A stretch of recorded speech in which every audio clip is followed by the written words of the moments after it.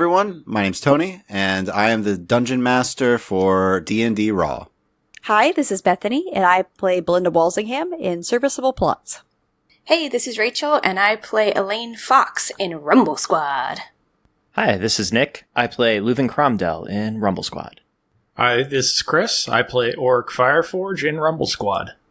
Don't forget, you can find D&D Raw on all of your favorite podcatchers, and if you want to message us directly, please follow us on Twitter at RulesAsWritten, or you can email me at dm@dndraw.com.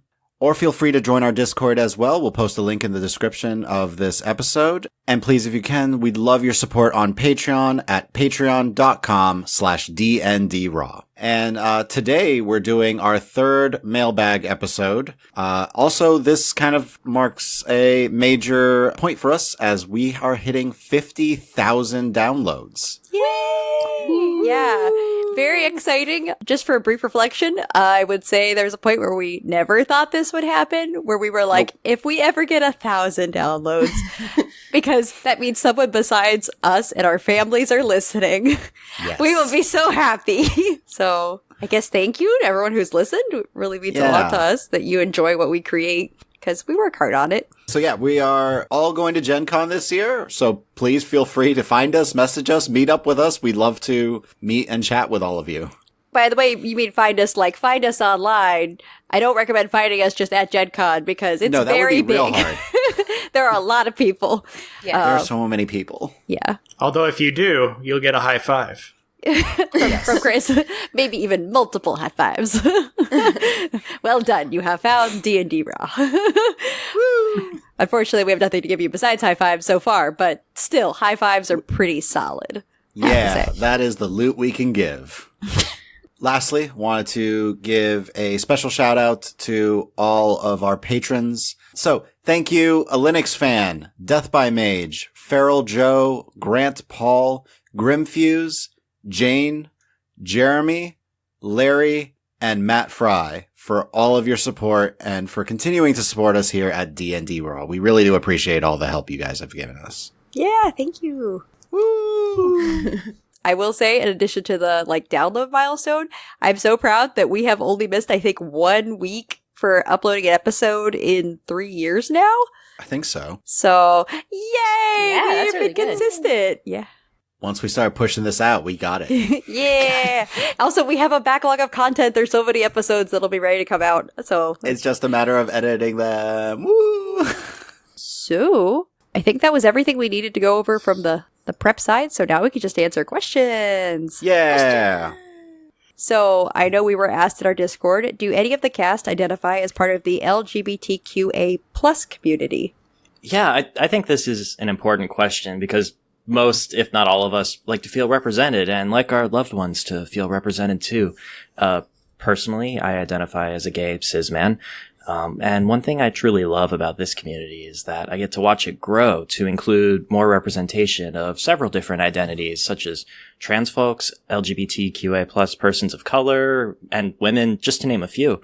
As the next generations grow up and find these hobbies that we enjoy, I'm hopeful that more and more people will be able to find inclusive players, groups, characters, and games.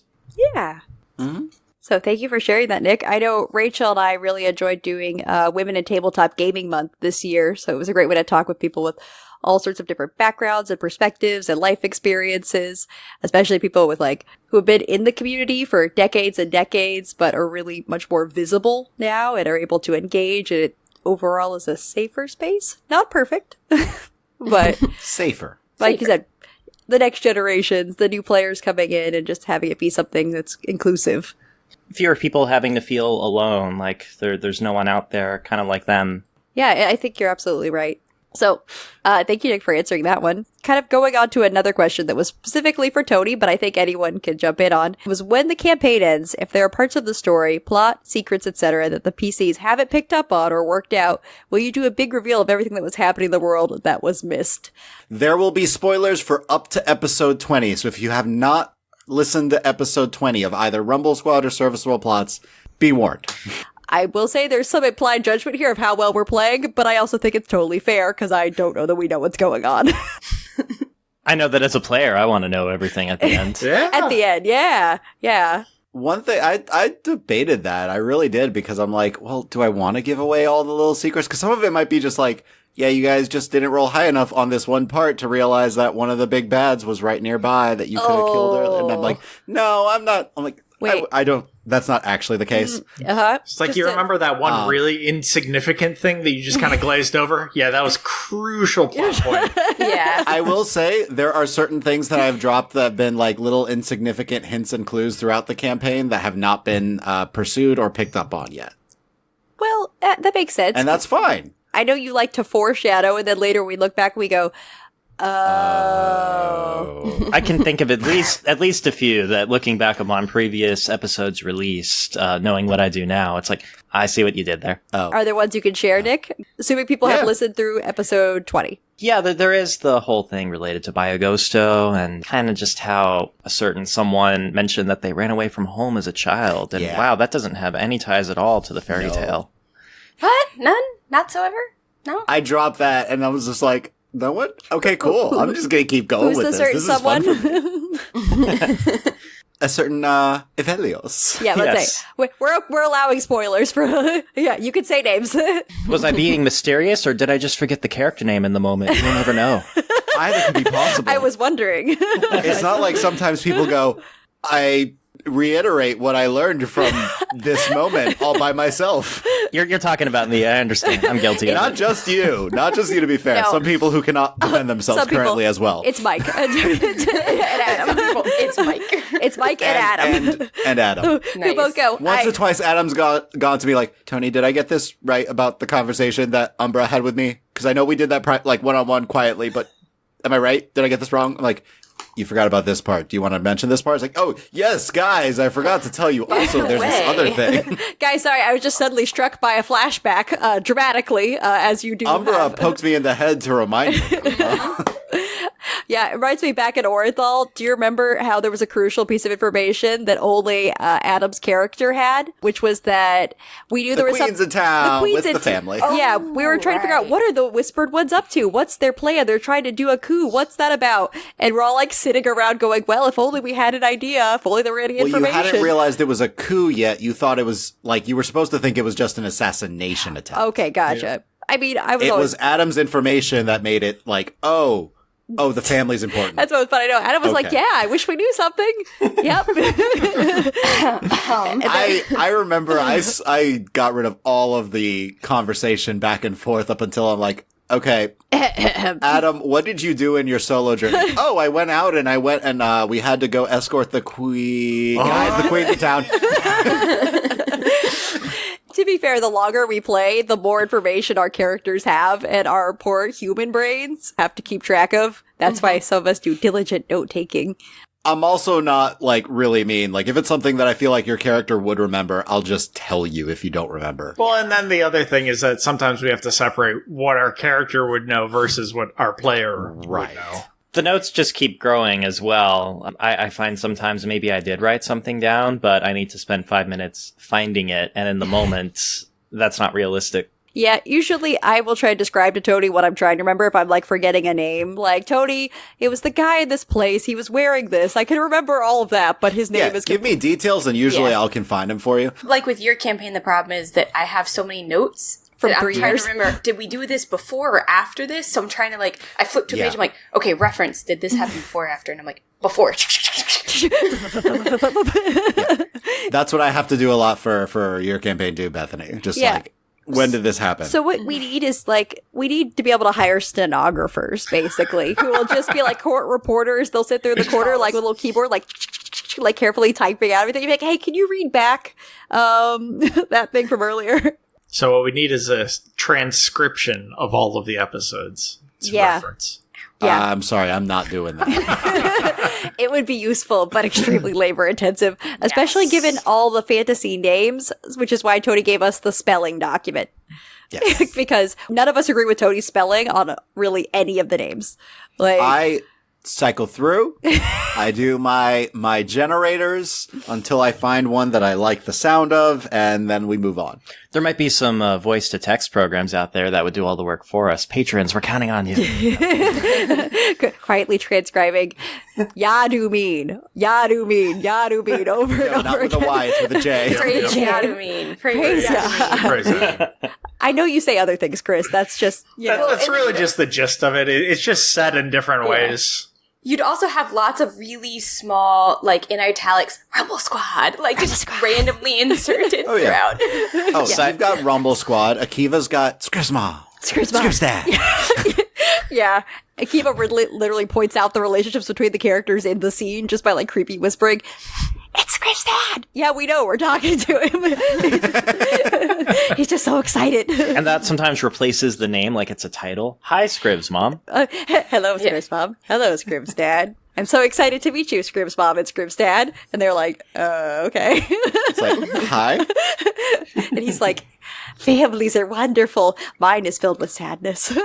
No, not sadness. They have no emotion.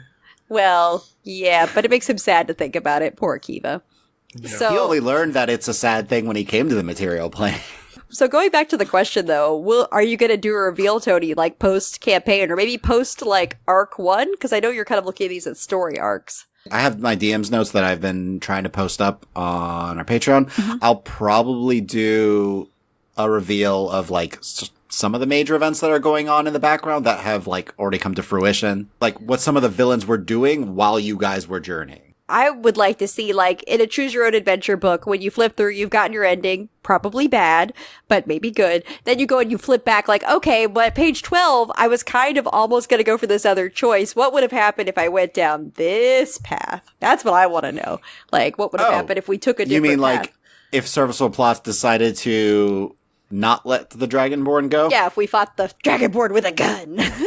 I mean, that would have been a tough fight, especially since you guys were already wounded. Or if we just decided to leave the Rigorum, be like, all right, yeah, we're done. Like, we did our job. Oh, yeah. I have the notes. By the way, I specifically have the notes because all of you have mentioned at one point or another, like, we don't like it here anymore. It's like they do not understand what money is. This makes me sad. Yeah, I'm like, I'm going to start writing what will start happening if they decide to leave, just in case. So I have that set to the side. So he can take you through the dark alternate timeline of what would have occurred. Which actually, in the darkest timeline, that will happen. Ooh. Oh, because Rumble Squad won't because have you gone never there. go to the Rigorum now. Oh, yeah. Because other people are busy being pirates. It was so much fun. Yeah, that won't have been released yet, but I guess we can mention that will be coming out. Will be Elaine and Akiva, pirates extraordinaire. Yes.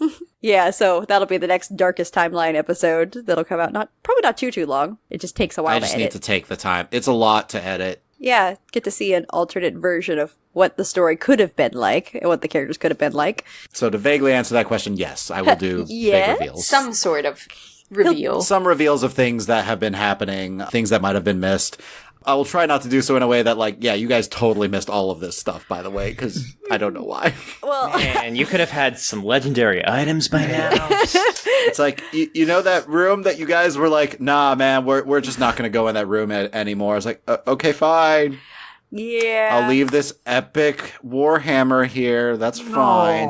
Well, there's we think about the big moments, like what if Leuven hadn't said Vashti's name? Like, what would have happened then? I was pointing out, like, what if we fought the Dragonborn with a gun? But there's all the small things, too. Like, what if we had gone shopping? Could we have gotten some cool swag? Because we don't have a lot of cool swag. You also don't have a lot of money. Darn it. Is there a way we could have gotten more money? That's what Chris and I want to know at the end. Oh, there's always a way you can get more money. Darn it. Ah. It usually involves doing illegal things or evil things. Well, Darkest Timeline. We'll get everybody gets rich from piracy or crime. And Tony, to your credit, you do give us players some little bits of satisfaction that gets edited out of the recording sometimes. Like, oh yeah, you just met that DC. Oh, yeah, that's true. Yeah, if you guys are trying something really hard and just happen to get it, I'll usually let you know, because I know you like just hitting the thing, like finding the AC, finding the DC, like just getting it. Yeah, it's true. There are things that we get that the audience that gets edited out just because it's mostly for our own gratification. Like, yes, roll so good. We all start cackling. Or, you know, when you roll a 30 on your perception check to find a hidden passageway all the way at the back of the room. Yeah! And then it's like, take that. Well, I guess they wait. You want us to succeed. Sorry, we just got caught up in the competitive moment because some of us are very competitive. It must be easy enough to edit out because the audio just spikes in the Audacity recording. It's harder for him. For some people. Yeah, because Adam spikes a lot in ours, because some people have me and Adam just goes, wow! So all of a sudden it'll just suddenly... Well, sometimes the only warning I'll get is, all right, go ahead and make your attack roll, and then... because he rolled in at 20. Uh-huh. Yeah, we all know from the squawk now, it's pretty distinctive. Then he says it's a 20 afterwards, and we're like, yeah, we know. Is it another squawk for a natural one? Actually, no, I don't think, Tony. He does sad chuckle laugh. Guys. It's sort of a whimper, I guess, would be the most accurate. Or actually, he does do like a squawk, oh no. I think I do a pause while I stare at it, trying to reconcile it, like a blink and rub my eyes sort of thing, like a cartoon. Like, nope, that's you do a sad sigh, you know. And just, then, so one, especially when it's like, oh no.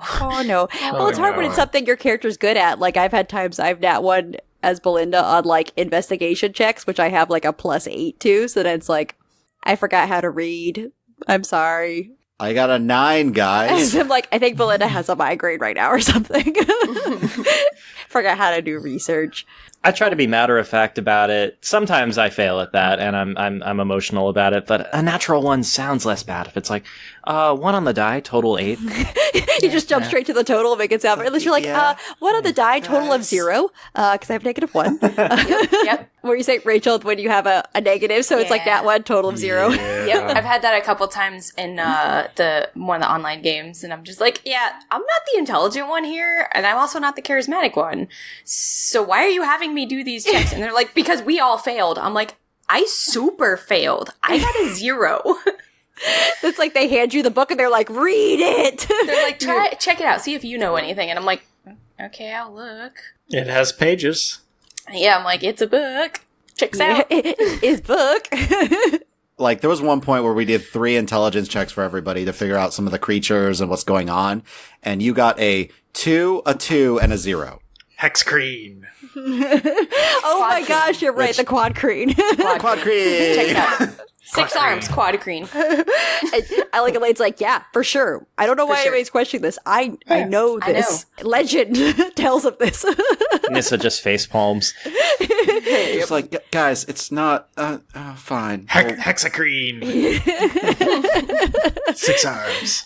So we had a question, I think this was in Discord, which was, for the podcast, have we considered running a book? And I think this is referring to like the Wizards of the Coast modules and such. Yeah. Several of us have experience with being in games or running the books.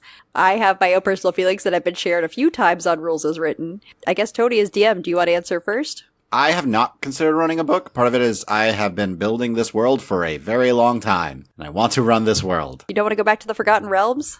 I like the Forgotten Realms. I actually like them a lot. I ran Out of the Abyss outside of the podcast, and I really enjoyed it. I thought it was a lot of fun, but it's...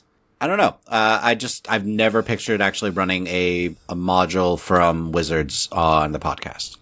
Yeah, I think there's nothing wrong with running a module. I don't think there's one that I felt particularly inspired by recently. Like, there's things I'm like, oh, that's cool, that's interesting, but not where I'm like, this is the one. Also, I ran Princes of the Apocalypse-ish, and I was not thrilled with it. I know it was one of the early ones, and it definitely was not of the same quality as some of the later modules, but it provided like a interesting starting ground, and then didn't really have the pacing I was looking for. I think that's something it's missing, because the modules have to be one size fits all. They're not really paced for your party, so I think there's always some amount of adjusting. But, I mean, some of them are really cool, and there's a lot to choose from now. Before, I think, remember, Rachel, you had, was it Horde of the Dragon Queen and Princes? And you're like, pick one. Well, I think I had the Horde of the Dragon Queen, Rise of Tiamat, because I had both books. Oh, yeah. And then, because those were the continuation of each other. Yeah. And then Lost Mines of Phandelver and Princes of the Apocalypse.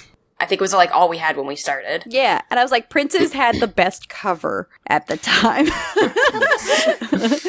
And I was like, oh, this looks cool. Oh, elemental stuff? That sounds fun. Yeah, I like elemental stuff. And that was before they'd even come up with the errata, so a lot of the errors I was catching as I was running it and being very confused by, like NPCs and quest lines that vanish. There's some major errors in the book. So that led to some fun changes. But I have nothing against, like, being in a game that's running a module again. I just think it probably isn't the right fit for what you're trying to do, Tony. Not particularly. As someone who has very little experience DMing, I guess my question is, for someone who's a first-time DM, would it be better to run a module, a pre-built something?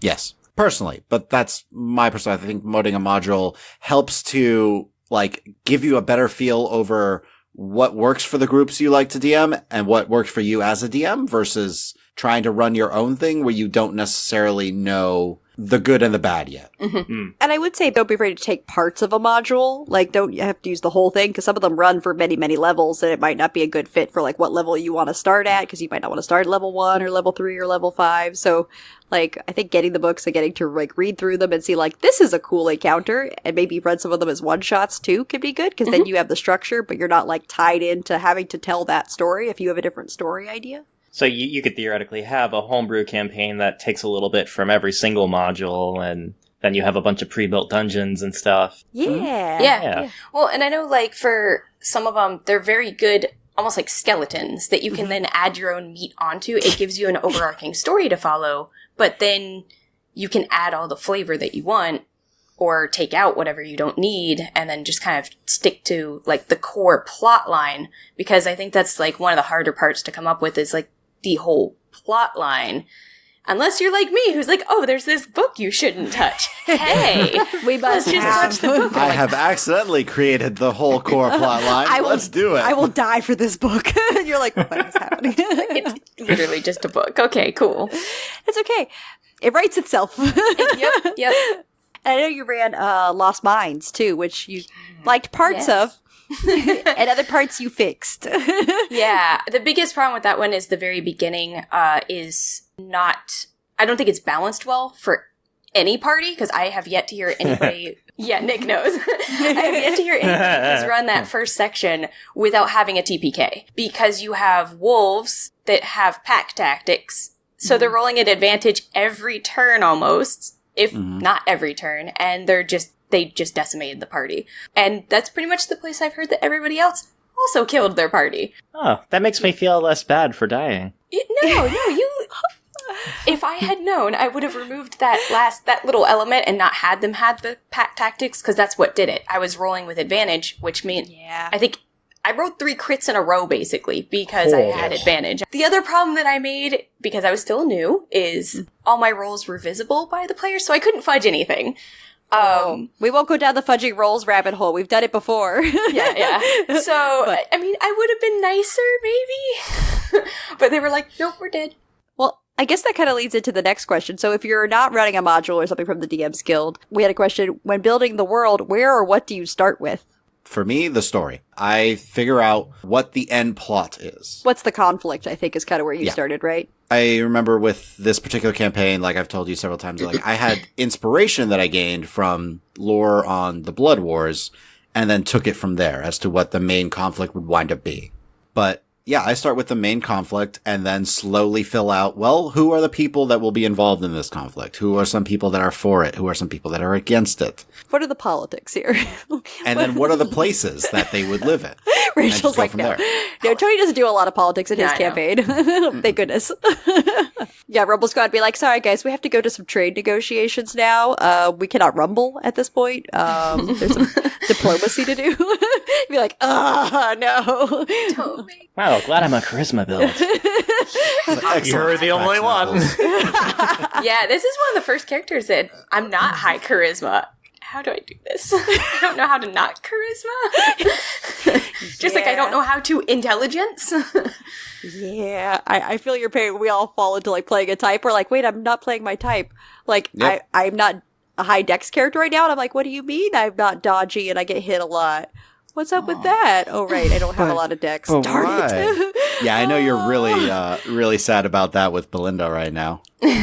She has a +2. Otherwise, I'd I'd be much more traumatized. But it is funny, in initiative rolls, there was a while where I was like, but I was a ranger, and I was so good at initiative rolls. But I had like a +9. I don't know what this means. I've never had that. Someday Rachel will play a dexterous character with the alert feat. Yeah, it's awesome. That's the one thing I'm missing from Auric as well, is from when I was playing the monk. Feat. Yeah. Oh, it's so nice. Yeah, because... It is such a nice feat. Well, so just to add, because Chris plays a monk in my campaign who has the alert feat. So I guess going back to the question of world building, though, I'm more drawn to story than the world itself. Like, I know some people really like building out, like, what's the culture like? What's history, technology? Like, I'm interested in all of that, but I kind of start from, like, what are the people like here? I want to build, like, the characters, like the NPCs first, and then kind of think about what they're going to do, because I think that's where the fun is, and for me, where the drama is. Because when in doubt, there's always TV tropes. Yes, exactly. You still manage to get surprised, so at least I'm not too predictable, but specifically soap opera tropes. What? This was this man's other son who was actually a clone, but actually someone else entirely that was put into a clone's body? Oh my gosh. Yeah, so for me, I just like the characters who have interesting, complex motivations. That's where I personally would start. What are your thoughts, Rachel? Where do you start if you're building out a space? I mean, like the one that I started working on, I think I started with the overall idea of like, okay, I want this to be the idea of the world, like not necessarily the conflicts or the actual like arc or anything, but just like, here's like some of the key points that are affecting how the world is built. And then I like went from that really, really high level and dropped down to like actually starting to build the maps and going like, okay, this region is affected how, this region is affected how. Started like, this is my idea. And then let's like hone really far in and start Top building down. in like the little areas. Yeah. And how it affected, like the trade and all that. Yeah, so I think you and Tony are top down. I think I'm bottom up for mine, where I'm like, well, we'll get to the major world stuff later, but for now, what are the NPCs doing in town? Yeah. I also do tend to like going and picking out the monsters that I want to use and using those, kind of helping with those to build the world. Like, okay, I can't have a sea dragon if I have no seas. Like, just using that a little bit, but I don't use that as much dragon. as like yeah, teeny baby dragon. Fishbowl dragon. Yeah. But I don't use that as like the defining, it's just like, okay, well, if I want to have this kind of flavor with these monsters, how can I then work that into everything? Yeah. I tend to look at the reverse slightly when it comes to monsters and building the world, just because I was like, well, I have this thing going on. Are there any monsters that would fit kind of what I want to be occurring in this area? Yeah, I guess, so sort of rephrase it for I guess, Nick and Chris, since you guys haven't been doing as much world building, but you've been engaging with the world. What is it about a world that you really connect with that makes you feel like you're building up what it's like? What draws you in? So I generally I tend to fall back on enjoying the whole TV tropes type deal, because there's a reason that they have become tropes. Yeah. It's because they are engaging and they pretty much always work. There's always some kind of MacGuffin that you have to retrieve and take the ring to Mordor. And I think you and I, Chris, both like when we recognize what the inspiration, like where this particular trope is coming from the DM's perspective, and going, aha, I see what you did there, and I'm cool with it. We'll do better with it. We're gonna do better than those hobbits did with the ring. Sure, Yep. It's gonna be great. And then there's always like the little puzzles and stuff that help add extra flavor into the world. Yeah. What are the problems you're solving? Mm-hmm. And can I beat the DM and think of something that he has not? Oh, that's half the fun, man. Is I know. coming up with the solution that the DM says, well, I never thought about that. The unexpected solution. Give me a moment as I consider if this will work. Yeah. That's how you Darn win it, it D&D. will. I think anything that surprises me just draws me in. It could be a surprising NPC. It could be, oh wow, my character concept actually fits in really well with this plot device, this overarching theme in the world. Or it could even be just the aspect of play, the mechanics. Wow, that was an interesting role. I didn't expect that monster to be there. And is it because you like the surprise itself, or is it adapting to the surprise? A bit of both. There is that soap opera organ blaring drama moment of a surprise, but there is also rising to the occasion, or sometimes hilariously not rising to the occasion. Happens to all the best of us. I haven't really worked on world building for a tabletop role-playing perspective, but I know from building a video game, which is a little bit different, some story concepts I've been thinking about really have started with the characters. But I think part of the challenge for a DM there, right, is that sometimes players might skip an NPC entirely. Yeah, that would never happen. Or just straight up kill them round one. So, it happens. Punch them in the eye before they monologue. Yeah. These are all specific things that happened to me, I'll fess up. Where I was like, here's a cool guy to be an antagonist, and then, he's dead? Yep, they are dead. They are dead, and it was really fast. Well, time to throw out these 20 pages of notes that I had on this character. I'm like, great job, guys. We'll keep moving forward. I might have had a few of all right, I'm going to put this NPC. This is a great NPC in this area. Why are you guys walking past this area? Do you not see the flashing light look at this great NPC? Okay. Okay, bye. Tony, can I mention from the jail, what do we call it? The black site that Rumble Squad was at? There was one of the NPCs there that you guys didn't really talk to. Tony mentioned a little bit about him because I wanted to know his story. The Haggle Fabble Stabble. Yeah, the gnome guy was racist. He was a gnome supremacist, and and he's just like, hey, gnomes are good. Don't worry about those other for life. And I was just like, what? Why is he like this? What Why is he like this? Who hurt you? Who hurt you? We'll never know. He'll just have to be, He's not dead. No, we didn't kill him. We knocked him out. No, you left him alive. So there's a plot thread. He's going to come back later. Yeah, for vengeance against non-gnomes or whatever. Great. I'm sure it'll be fine. That's okay. It's like the red sash for... the red sash. The red sash. For serviceable plots. Oh, your bandit buddies. Yeah, our bandit buddies. Who are like, we shall return. We will be back. And you're like, we're trying to deal with world-ending threats right now, and you're literally just a bunch of bandits. We literally fought some undead casters a couple days ago. Come on. They'll be back. I know they'll be back, and it's going to be really, comedically ineffective. We have returned to claim our vengeance. No, I expect they're going to come back, and it'll be just the leader and a whole bunch of new guys, because all the old guys quit. It'll just be a whole new gang, and they'll be like, wait, what vengeance? We don't know these people. And he'll be like, no, you hate them. They're terrible. We need our vengeance. I like when NPCs are really just petty when it comes down to it, because as players, we are also petty. I think that's where a lot of the silly drama comes from that I like, where it's just we just hate this person because of something really trivial that they did that was very obnoxious. We just, no. We don't like the way they talk. Yeah. We felt they had a really bad attitude. They did have a bad attitude. Why are they so unhelpful? Yeah. And then going, wait, we were also being unhelpful. I remember he was a larger dude, very nicely dressed, and we all disliked him just because he was kind of rich and snobby. He was snobby. Oh, but he totally did betray you. I'd already written that. It was Gervor, who was that guy. Yeah. We saved his life, and he turns around and tries to steal the township from under one of our player characters. Well, he just was looking for an opportunity, and you guys saved his life. He was grateful, and then he found out there was this town in need of his charismatic leadership, and he rolled in while you guys were gone and was like, hey, I should be your mayor. Look how great I am with my words and my talking. Like, no. And then No. he put up posters with his face on them.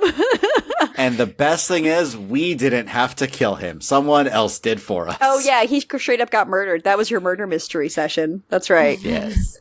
Oh, man. Good times. Yep. So we did have a question that was sort of adjacent, which was, when building a story, what do you start with? I think mine's still NPCs when they have a story that interests me, and to kind of piggyback on Chris from before, something to do with a trope I like. I don't always play it true to exactly how the trope is, because I don't want it to be completely expected. Also, I really love betrayal. I'm sorry, I just do. It's just a fact.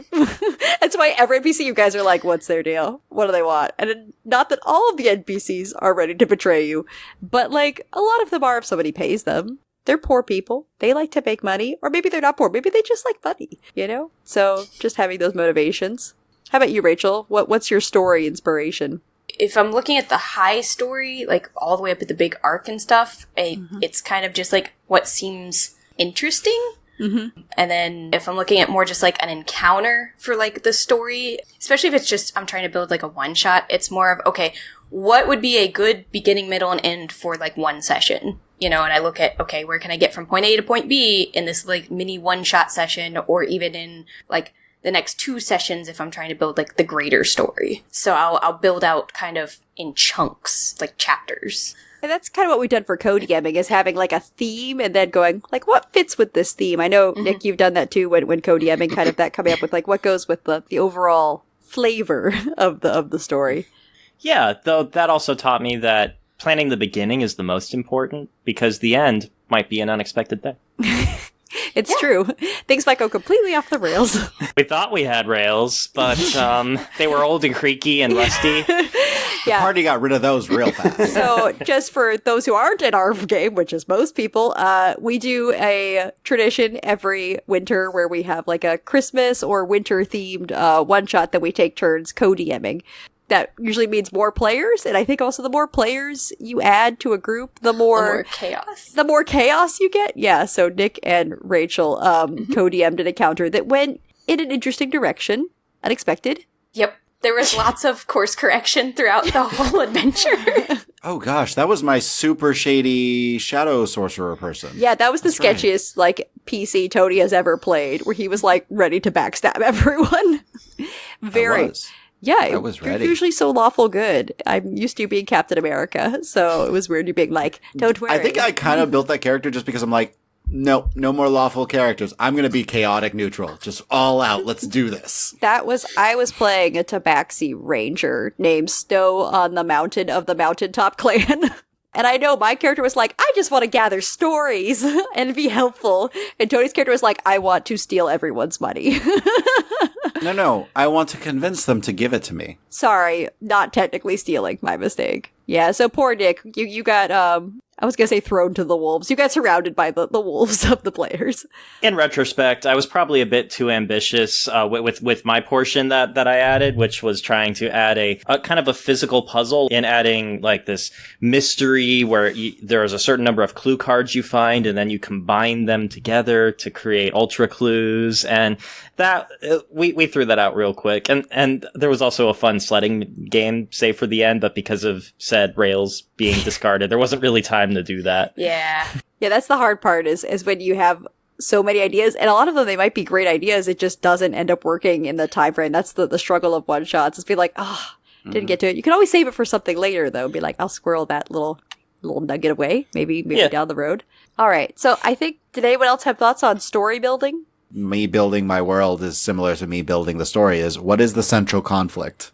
I think we could also talk about backstory building a little bit, maybe, because I think we all have different approaches. I know personally, I start from like a concept that just like popped up in my head, and I'm like, yeah, but like, how does that work? What does that look like? How does that character fit into the world? And then I ask 5,000 questions of Tony, if it's in his game, and slowly like fill that in so that it becomes like semi-coherent, but also a little weird, because I like building characters who are a little weird. I think it depends on the campaign.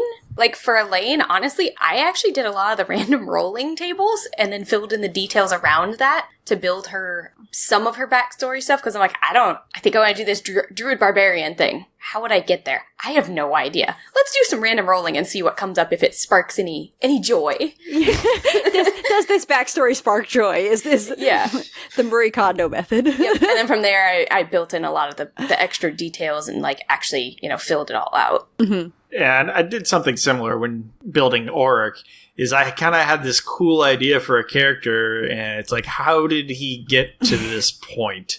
I need some randomness thrown in to help spark inspiration. So that's where a lot of those like random tables and that can come in handy. I actually really do like the tables in Xanathar's Guide for little bits of inspiration to help fill out a character. And I would say you don't have to feel bound by it, because sometimes I've done that where I've rolled something and I go, no, that's not right. But that's also helpful information to know, like, no, that's not, that doesn't fit with where I'm going. So it kind of helps you, like, eliminate things. Like, no, I don't think that this is someone who came from a noble background, because that's not really jiving with who this character is, and slowly kind of refining it. So yeah, I think that's a good point. How about you, Nick? I try and play something a little different each time. At least in terms of personality. So this time I was going more for extroverted. So I was like, okay, what kind of extrovert could I conceivably play in a somewhat convincing manner? I decided to go with hyper optimistic and excitable. And then just looking through, especially the new Unearthed Arcana content, the Artificer really jumped out at me, and it just happened to work well with what I knew of the story, of the backstory of the world, just because it was a sequel campaign, and so there's this sense of progress technologically. It's true. There are now guns, apparently, that could be drawn and pointed at you. Yeah, so how did that work for Leuven's backstory? You kind of had an idea of the character and the class. Well, with that optimism and with the line of work comes, okay, how does one get to this point? There are certain areas that would be better for it than others, and that kind of required, I think, a bit of back and forth with you, Tony. Just what would make the most sense for an artificer? Oh, hey, there's a research city here in Solana, the Elven Kingdom. I also had this pen pal idea kind of separate that I needed to work in a convincing way. So sometimes it's these disparate backstory pieces and finding the right tools to mesh them together in a way that's compelling.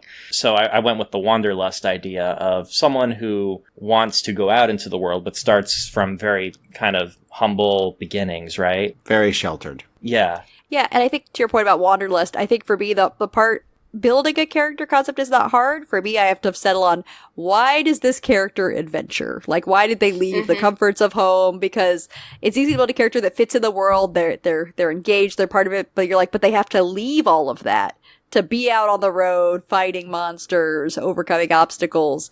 And I'd say for Belinda, she doesn't really want to be an adventurer, but someone has to get the job done.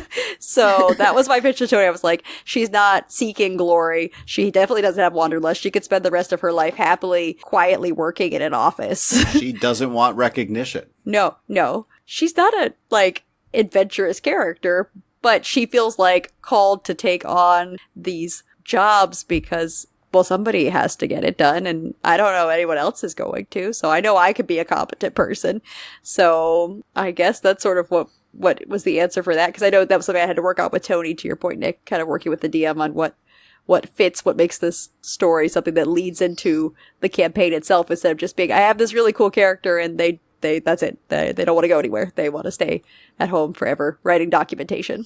And something that this campaign taught me is that some of the character creation stuff and working with your DM can be an ongoing process. Like, you leave some gaps, whether you intend to or not, that leave you this opportunity to go back later and try and work that in. Like the sheltered aspect of Leuven, that's not something that I really planned right from the start. I don't know if you had a similar experience with Belinda yet, where something kind of developed that you weren't fully expecting. I intentionally left some gaps that are... I'm trying to make sure I don't spoil too much about my character, because there's so much that hasn't come out about this character.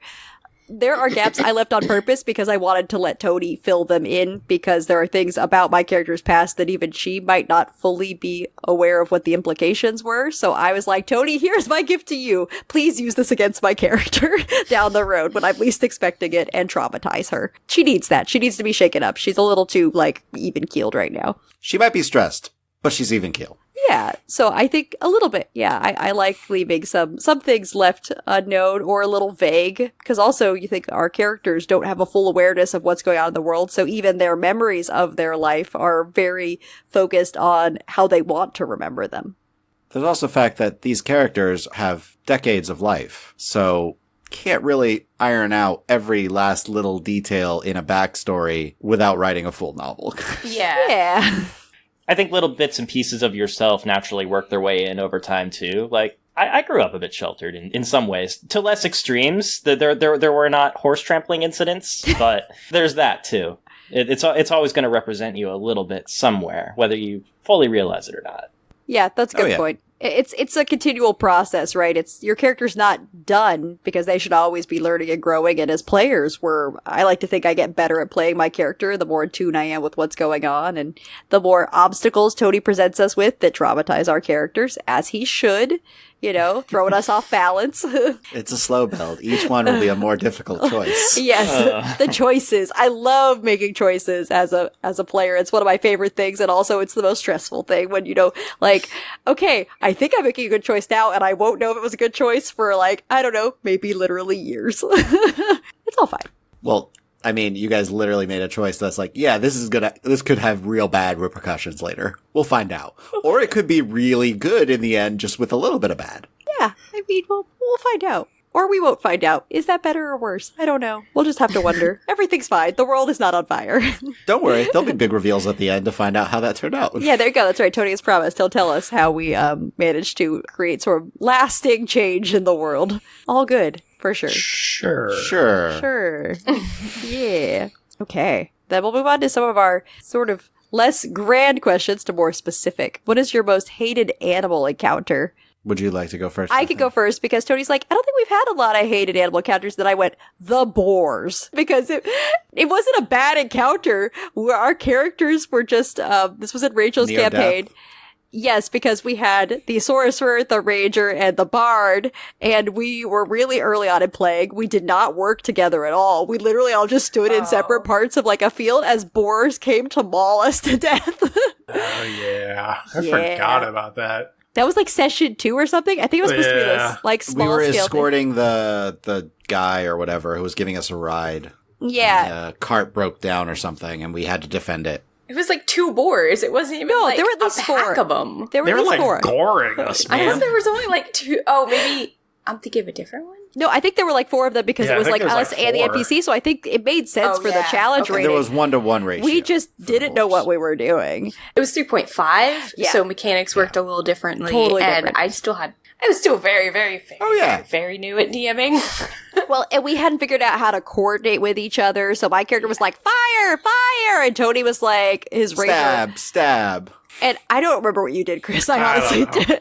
Trying to charm the pants off of them. Probably. Mock. Mock those boars. Make them Viciously feel mock bad. them. No, I think it was more of an insult to injury thing where it's like, literally, they're just like giant wild pigs and we're going to die. We didn't, but it was actually like strangely terrifying and menacing when I realized like my character could just die by being like knocked over by a boar. Not even like It viciously. might breathe on your Yeah, character. and that's when I was like, Rachel, I might have like really screwed up on this I was character. like, I don't know what you did wrong. I rolled for my HP and I didn't put any points in con. So I think that was the point where I had like 5 hit points or something like that. So that was on me. Totally on me. I made bad choices and the boars were just scary. So I don't think we've ever fought boars since, and I've never used them as a DM because I'm slightly traumatized. Despite them just being boars. They didn't even particularly want to go after us. They just were like passing through, I think. If for some reason we antagonized them or something. Maybe I set one on fire. That might have been on me. It might have been set it on fire. That Might It might have been like, they're coming at us, fire. Yeah, that might have been what happened. This might be all my fault, actually. It was hated not because it was a bad encounter, but because looking back, I'm like, just did a terrible job as players. It was just awful. choices were made. That leads into my most hated animal encounter, the sturges. Oh! That very may not have been my fault that time, though. Yeah, so for reference, what are sturges?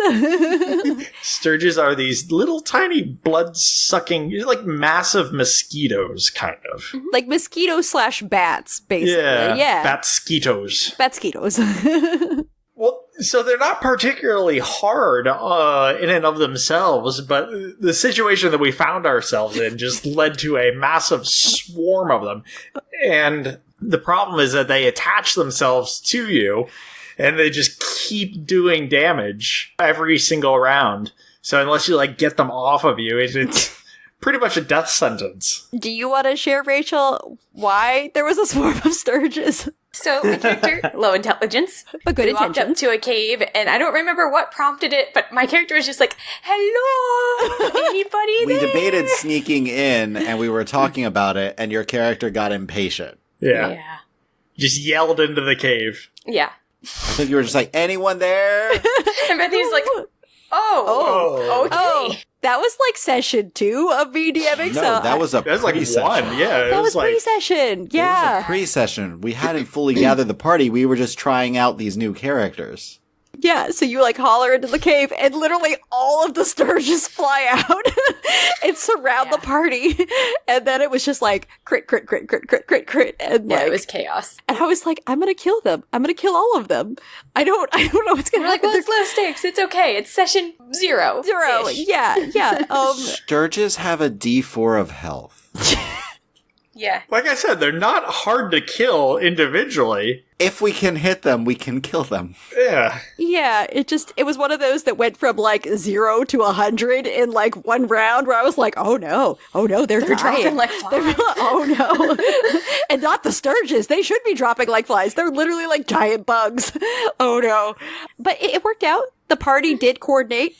So this ties in the one I have. Oh, Go. do tell. Speaking of low HP animal fights, Rachel, in your Lost Mines campaign, I was attempting to play a character who was not very well intentioned, and for the most part, I couldn't bring myself to do that. But there was one moment that I did, and I felt horrible after. There was an encounter with a bear and a bear cub, so I was a monk, and I threw a dart at a baby bear because I was like, this is what the character would do, ruthless, and it one-shot it.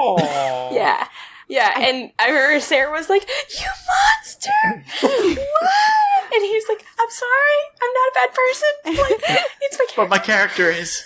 Yeah, I think Rachel messaged me, Nick just murdered a baby bear. And I was like, what? That doesn't sound like And then Nick. you asked me, how do I want to do it? And I'm not going there. Yeah, you were just like, no. Maybe he was just trying to get temp hit points as a warlock. No, Chris. No, Chris. I was a monk. No excuse. Yeah. No, Chris is hearkening back to several talks we had, about whether or not his warlock could go into the woods and murder squirrels for temp HP. And I was like, no, that's not what your patron wants. In the end. Maybe he has a thing against rodents and furry woodland creatures. Rachel's super nature-loving paladin is not going to be cool with you murdering squirrels for temp I'd murder you for 10 hit points. Yeah. Sometimes you have to think about how your party will react to murdering animals. Also, I don't know. I don't think I've ever played a character who would be like into animal murder except for my ranger, who was like very much like, well, sometimes we must kill things for food because ranger, like that's normal. So yeah, other animal encounters, we've shared some traumatic stories. I don't think I have an animal encounter I particularly hated. Any you've hated running? No. Okay. I think the only one that it was close to not liking, and it was only because of the extreme fear of dying, would have been the hippogriffs flying encounter. You mean the one where you guys went on the manticore hunt? Manticore hunt, yeah. Yeah. That was a great encounter. You guys did such a good job. But I know your character, not a fan of the death by falling. Yeah. But me, I'm also like, falling to your death is a really bad way to die. This may have led to some deep-seated trauma later on. My character can attest to that. That's before your character got thrown off of a tower and had a really personal reason to hate falling to your death. Yeah, that's true. So I guess that's all we have on animal encounters. Overall, I guess I just don't have one I hate. They've been good. That's a good answer then. So I think we'll go on to another one. What is your favorite or least favorite magic item? And I'm going to say, to narrow it, we'll say items that you have actually used as a player character. The ones you've loved or hated.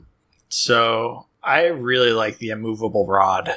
It's so versatile. What's your favorite immovable rod story?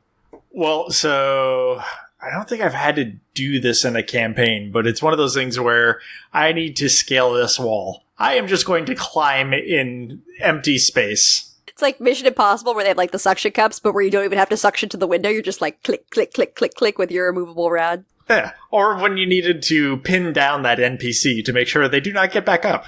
You now have a perfect restraining device. It's just got so many practical applications. Exactly. All you do is just put it on their chest and then click. Yep. Yeah, I do remember you loaned out an immovable rod by campaign. Every time you're like, did we get the immovable rod back? And like, no, you didn't get back it. You're like, darn it, we need that back. Because there's been a few times where I'm like, oh, we could use, I don't have it. It's a multifunctional item. That's true.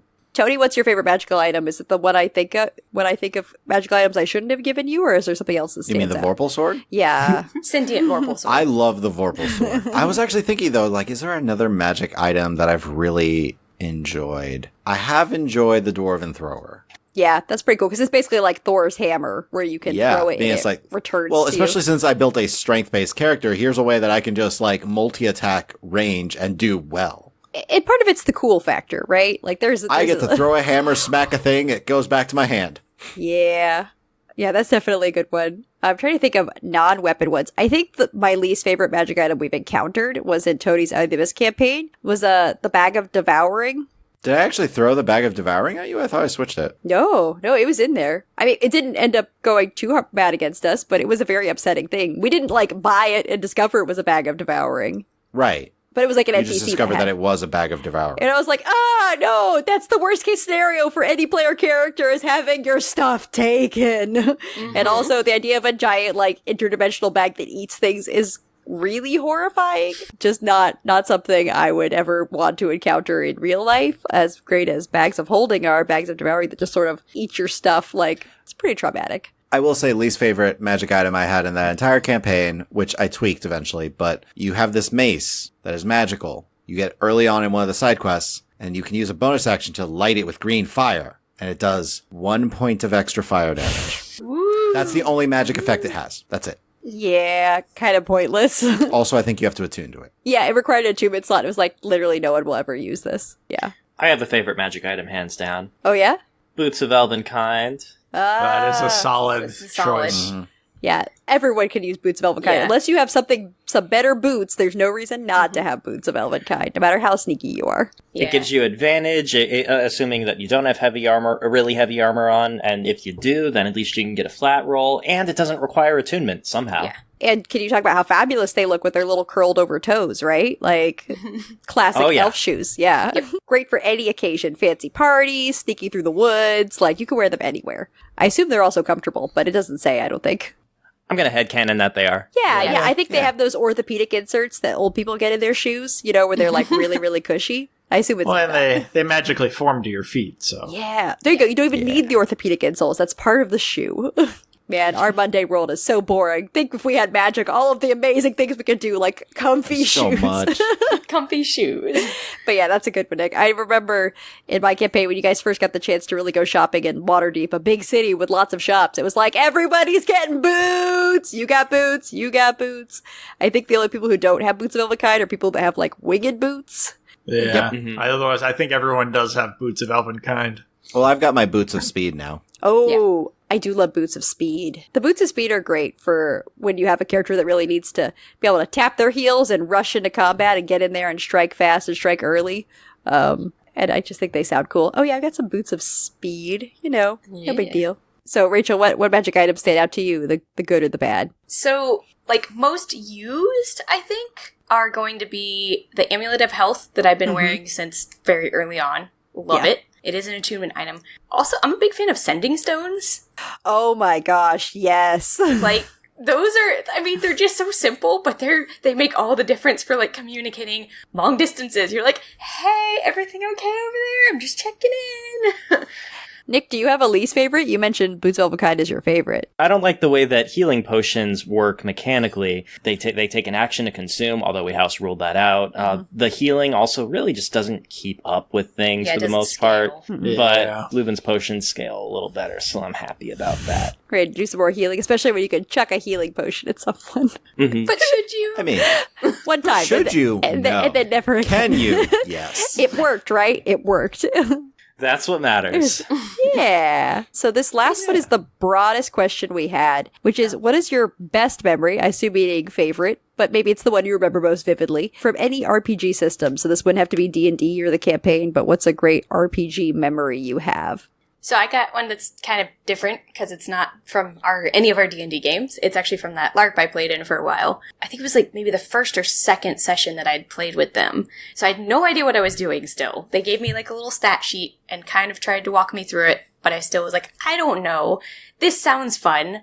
And it's vampire game. So we were playing and I went with none of the other people had a charm-based class or whatever. So I was like, I'll be all about charms and like illusions and stuff. And we walk in and there was like some kind of, essentially like a dire bear is what I imagine, but it was basically a bear created from flesh of various beasts. That there was like 2 of them that were going to attack us.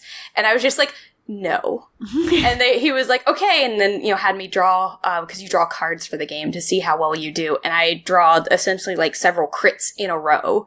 And I was like, yeah. And he goes, yeah, those bears are like your pets now. I was like, just go stand in the corner. And they're like, we just totally bypassed that fight. And they call him the storyteller, but it's basically the GM. He's like, they were going to destroy you. I had scaled them so far up that there was a chance one of you was going to die tonight, and you just bypassed the whole fight by going, no. I was like, yay! I like this game.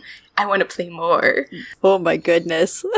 Yeah. I think I got one from when we were actually at Gen Con last year, because I had never done any of like those real distance type games, similar to like a Warhammer or a BattleTech. We were playing one. It was called Tech Commander. It was supposed to be kind of similar to like a Mech Warrior or BattleTech type game.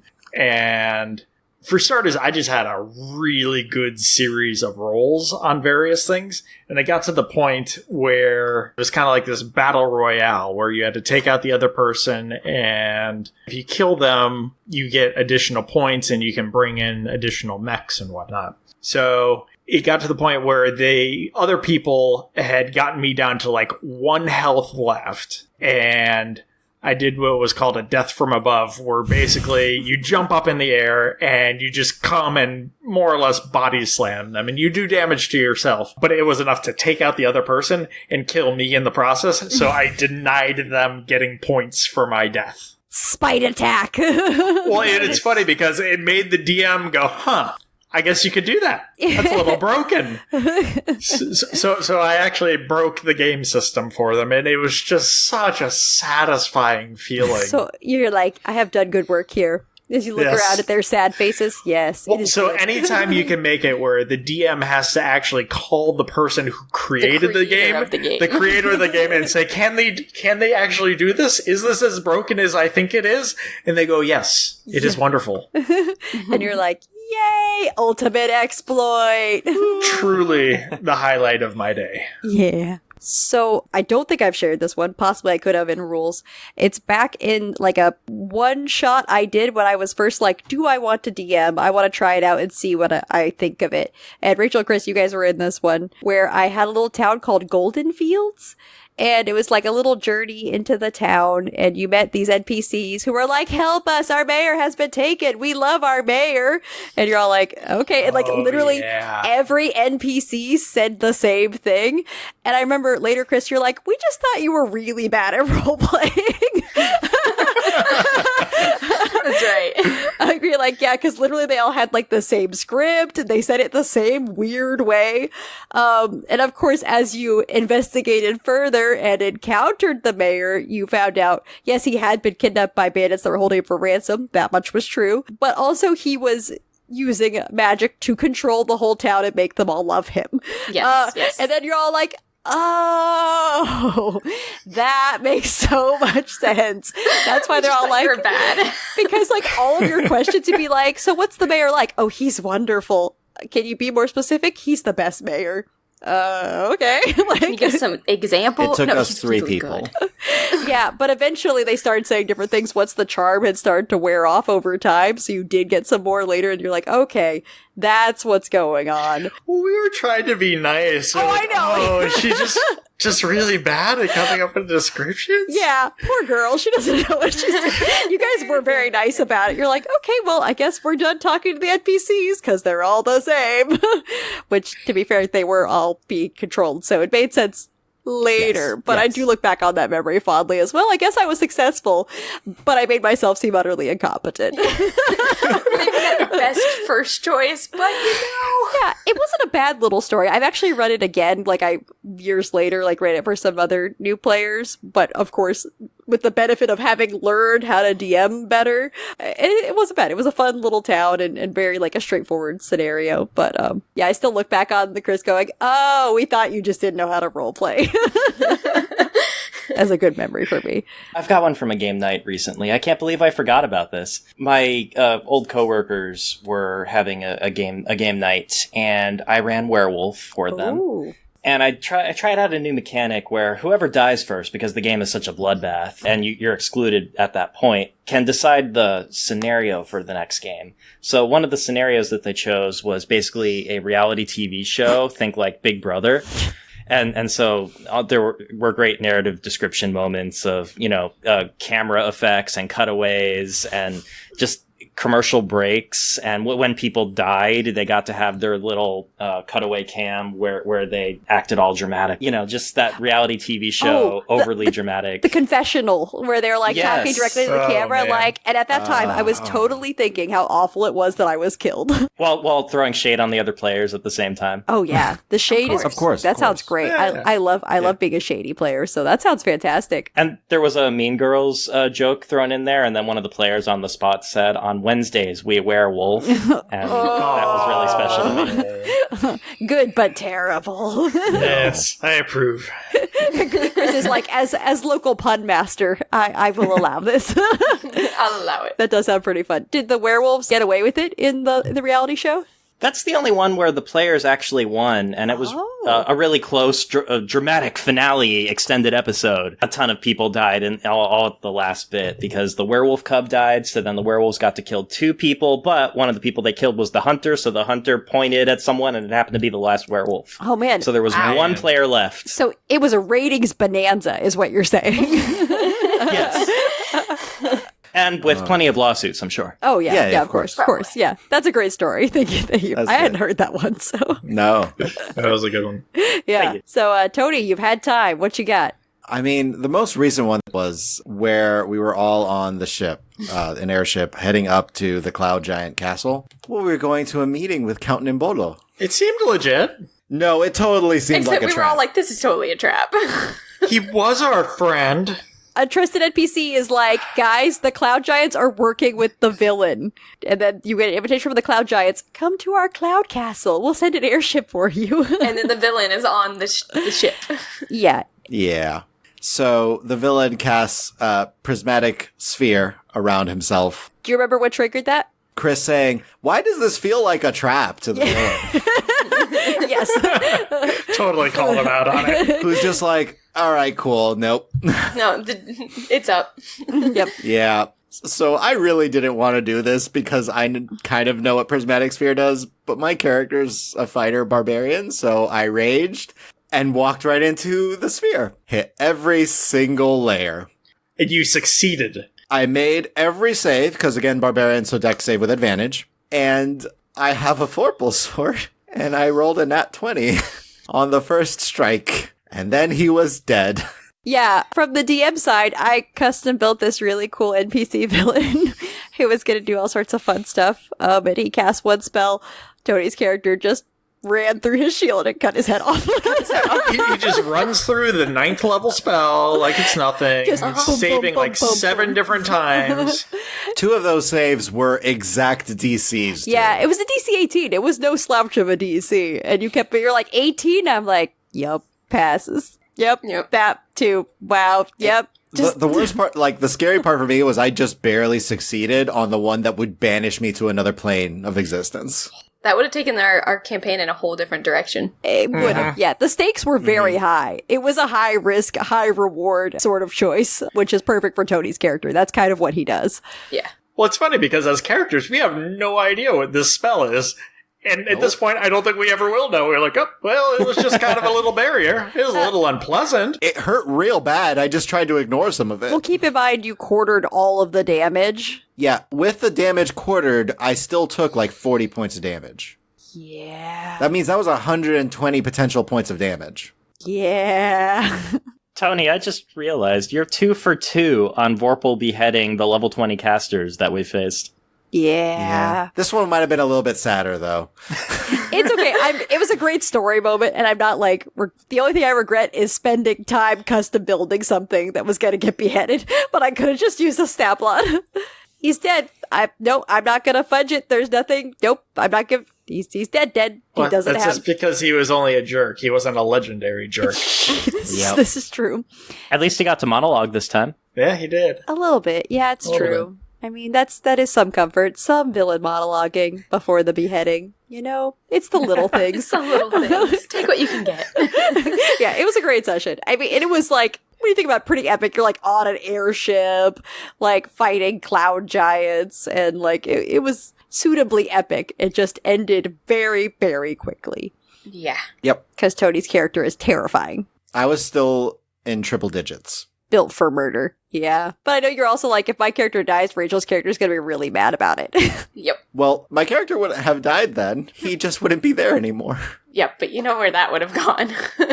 Now to find Uthal. Yep. Yeah, she would never give up on you. She wouldn't be like, well, he's in another dimension. Or she'd be like, no, we must go and save him. He is our brother. It's time for the search for Spock. I mean, Uthal. Basically, yeah. I mean, the other option was I become petrified. Well, Still not good. then they just like tow you around on the airship because now you guys have an airship. That's the other side of this. You now have an airship. We now have an airship. We've been talking about wanting this forever. We have been. Nick, do you want to share what happened next as to why you have an airship and have no trouble piloting it? Yes. So our new rogue rolled an intelligence check for it, I believe, and nat 20. Yep. So suddenly, apparently, in this rogue's backstory, they had practiced piloting this exact year, make, and model of this airship. Yep. We were saying it was kind of like how in Firefly, how their chief engineer came to be on the ship, where didn't we joke around and say that she had like hooked up with some pilot guy and he kind of explained it? Yeah, and she was like, oh yeah, I learned everything about it. I'm basically an expert. I've studied all the controls. Yep, let's turn around the ship. Let's take this back home. This is our ship now. All right, gang, we're sky pirates. You know? And I'm like, I have no one to blame but myself. I am responsible for this. You say that a lot, don't you? Oh yeah, absolutely. I like not knowing what's going to happen. At the same time, that means I have to suffer from then figuring out what on earth does this mean now? Because I've been trying to figure out what the final battle for this campaign is going to be like. And every session, you guys acquire some major, like, benefit that will completely change how that fight would go. This is your fault now. I know. That's what I'm saying. I don't try to blame you guys. You did a great job. I just was not expecting that you now have an airship and a giant Thunderbird. Basically, you would be great sky pirates at this point. So you could always go to the plane of elemental air and just live off the land or live off of the sky islands, so to speak. It's just... You guys have fun with that. Yeah, Rachel's character will stay home and raise plants. But anyways, that was all of the questions that we were going to answer for today. So I guess thanks to everyone who submitted questions. And thank you guys for being here to answer questions with us. This was fun. We have almost all of the original Orinthal cast except Adam today. So Yeah, that's true. Bringing it back to the beginning. But Was a lot of fun. Yeah. Oh, yeah. Stay tuned. Right after this, we'll be releasing recaps for episodes 11 through 20 for both Rumble Squad and Serviceable Plots. So in case you haven't listened to them, you can catch up a little bit before jumping into episode 21. First, here is Serviceable Plots, episodes 11 through 20. Previously, the party had a discussion before making their way to Scriv's hometown of Veripol in order to meet with his parents, Jack and Jane Whitecliff. In the middle of the night, after a forced march has caused most of the party to become exhausted, we go to Belinda as she begins to make plans before the morning. Unbeknownst to the party, Belinda had a brief conversation with Scriv's father, Jack, to let him know that the party had arrived in town, and a heads up on what they had gone through since Amaran. The next morning, the rest of the party met the famed paladin Whitecliff, as well as Scriv's boss, Aldrich Wormstone. It was then that everyone learned Scriv's first name, Shannon, though Akiva promised not to give him too much grief. As they spoke, they learned that there may be a plot to smuggle some of the artifacts out of Silverkeep ruins, and the party was requested to check on these rumors with Aldrich before leaving town. The party made their way down the elevator and into Silverkeep ruins, where Aldrich believes some people may be trying to smuggle out artifacts. They proceeded through the lowest level of these rooms, and tried to determine what this place once was, as Scriv recalled his last visit here, somewhat painfully.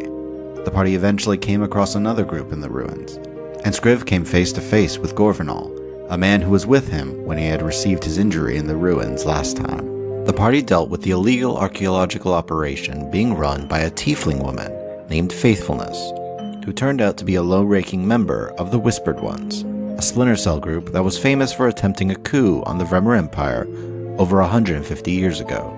The party pulled Faithfulness from the ruins and gave her and Gorvinal, a fellow archaeologist like Scriv, over to Paladin Whitecliff to deal with. The party also learned that the room being uncovered held a celestial, known as the Eye of Adar, who was the reason for Scriv's injury, though it took the time to heal him. After learning that the eye lost much of its memory and became trapped over a year ago, the party searched the room and found an image of a white staff that looked familiar, as well as shards from a broken crystal. In order to unwind, most of the party went to go see a terrible play by Scriv's co-worker, Bistan, while Scriv went to bed early and Valen stayed up to talk with Jack. Theological and philosophical discussions filled the night and following morning, as the party discussed what had happened recently. Akiva, meanwhile, had a discussion with Umbra, and though not hostile, the Shadarkai was informed as to the full extent of what it meant when he made a deal with Umbra for his power. Belinda learned of Umbra's memory manipulation, and that he was well aware of whatever Akiva knew. Afterwards, the party discussed what their next move would be, and decided to go and speak with Jack before making any additional plans to leave Veripol. The party made plans to keep the ruse that faithfulness was still active by creating a forgery of a crystal in the ruins of Silverkeep. Scriv went to see some old friends of his, while the rest of the party spoke to the Whitecliffs, and Belinda reminded Jack of a deal that was struck several months ago. Eventually, the party made their way out of Veripol and arrived at the cave that was to be the drop site for the forgery.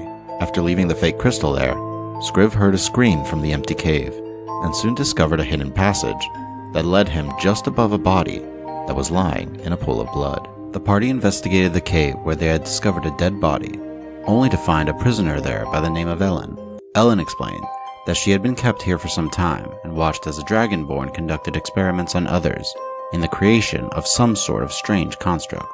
Belinda also learned that there was someone here who could speak telepathically, just like she could, but the party knew that they would need to learn more, and pressed on, while having Zolas keep an eye on Ellen near the entrance of the cave. The party discovered several more bodies, as well as the construct known as a Fellforge that had been created here. After eliminating the construct, the party searched the room, and as they did, an illusory wall vanished, revealing a Dragonborn with a gun, and a strange psionic woman, who upon eyeing the party called out to Belinda telepathically, and asked if she had sent her. The party made a difficult decision by allowing a member of the Whispered Ones go, so that a psionicist could continue to infiltrate the organization. Meanwhile, the party left the cave with Ellen, and finally made it to Orinthal. The party learned that they had arrived on a feast day to Arlios, and the city was packed with people. As they traveled through, Belinda thought it would be a good idea to get away from the busy roads, and the party could go and visit Belinda's father at his butcher's shop. The party had a chance to speak with Belinda's father Roland, and learn a little about Belinda, as well as how Orinthal and Solana differed. They then dropped off Ellen at the Erudite Sanctuary, under the care of the head cleric Catherine. While Scriv helped out at the temple to Adar, Akiva and Valen decided to go visit the temples of their own respective deities. Belinda and Zolas discussed the final stage of their job, and Zolas admitted that he was from a noble family here in Orinthal, though he did not enjoy the thought of returning home. After talking about future plans, the pair decided to meet back up with the party now that Belinda had acquired some funds for some future errands. Akiva and Valen spent some time first at the temple to Nesla, then at the temple to Karis, where Valen requested a place to stay and meditate on his actions the past few weeks. Afterwards, the party met back up at the Erudite Sanctuary, where Scriv was being reprimanded for arguing with a guest of the temple. Finally, the party did get a chance to enjoy themselves and play some of the many games that were taking place on this feast day to Arlios, with all of them winning some money, as well as Belinda winning the title of mediator in a mock trial. And they celebrated with an elegant meal before heading off to rest for the evening. And now, here is Rumble Squad, episodes 11 through 20. Previously, the party encountered several orcs in the vault of Neverhelm, as they tried to find the source of the cry of distress. Defeating the orcs, they captured one named Glasha, who showed them the path that her allies had taken as they traveled deeper into the ruins. The party encountered a massive wall of flames blocking their path, and feeling that Yadomir would protect him, Orc walked into the fire, and the party watched as he became consumed. The party made their way through the fire and arrived at a room filled with imagery of weapons, armor, and other strange items of interest. It was here that they faced the spellweaver, Rydot, who had captured a half-elven man the party assumed to be Avelios. After a brief fight, and with 3 of the 4 orc bodyguards unconscious or dead, Rydot cast a spell and teleported away, leaving the party to recover in the chamber. The party studied the room they were in, and learned what they could of the item that they had come here to collect and study. After speaking with Avelios, Oric learned of a hammer that seemed to be dedicated to Yadomir, along with instructions on how to craft the hammer, though they were somewhat cryptic. While Leuven studied the drawings on the walls, and Elaine kept the orcs from getting too restless, Nissa took on the appearance of Avantir Anvilik, the smith of Neverhelm, and used the scrying orb to look in on a few people, including Avantir himself, who was apparently still alive, and Rydot, who seemed to be working with a figure known only as the Champion. As they removed the orb from the wall, the party were then teleported to the entrance of the ruins. the party finally left the ruins of Neverhelm, where they encountered the Lady of Spirits, who reprimanded them for leaving a hunting trap on her lands. After apologizing, they were escorted off her lands by a strange Shadar Kai woman. After that encounter, the party made their way back to Ascenthias while speaking with Avelios and Vashti as they learned a bit more about the Guardians of the Rigorum and the figure known only as the Champion. Once they returned to Ascenthias, they sent a letter to the Nephini before finally getting a chance to rest and wait for the response. The party finally had some time to relax as they waited to hear word back from the Nephini on their next course of action. They decided they would take the time to rest and craft, making tables, chairs, music boxes, and experimenting with magic items while gathering herbs and communing with nature. The party continued to tinker, craft, and play with animals as they waited for a response from the Nephini. However, an old friend of Nissa's arrived with her boss as a representative of the Staff Federation at the request of the Nephini. The two old friends caught up as they all gathered to discuss what to do about the artifact when Leuven accidentally let slip the name Vashti while in Ascenthias. Leuven was telepathically spoken to, and when he didn't cooperate, was struck unconscious, causing the party to revive him and quickly make their way out of the city. As they were about to leave, Avelios' attitude changed and revealed he was being controlled by a strange old woman who threatened the party and gave them a small head start before she said she would hunt them down. The party attempted to flee from Ascenthias by heading south in the Rigorum. While fending off quicklings, they made a large trail as they rode a dinosaur lane to get away. Though the party fended off the first wave of pursuers, they attempted to hide in a magically created fog, though found themselves surrounded after already being badly injured. After Elaine was knocked unconscious, the party was escorted to a lone house in the middle of the Rigorum, near Ascenthias, where their items were taken from them, and they were locked in a windowless room to await their fate. The party waited and discussed what they should do in their prison, while awaiting further instructions from their captors. Meanwhile, Nissa was visited in a dream, as Bai offered her a deal of freedom in exchange for just getting close to Vashti. The two agreed to terms, and the party was able to escape with a little help from Demine. They then traveled south, and miraculously met up with Vashti, who had rescued their donkey Anvil and recovered Oric's cart. Vashti escorted the party the rest of the way off her territory, where they then met with Boulder, who offered them a place to rest and recover after their ordeal. The party discussed their goals and plans for what to do in the Rigorum, if they decided to do anything at all. Eventually, they sat down with Boulder, who explained the terrible happenings in the Rigorum. He said that the Guardian known as the Champion served the demons of the Abyss, and seemed to be trying to open a stable portal to that chaotic evil plane. Meanwhile, Bai was keeping the people of Ascenthias blissfully unaware that they were completely subjugated to her will. As Auric expressed an interest in traveling through the portal guarded by Boulder, the Genasi decided to make a deal, and said should Rumble Squad take care of one of these two issues, he would allow them passage to the elemental plane of Earth. The party then decided that they would like to rest for the evening, and come up with their next move in the morning. The party inspected the scrying crystal that they still had in their possession, before learning that they needed to return to Neverhelm to discover the full extent of the item's capabilities.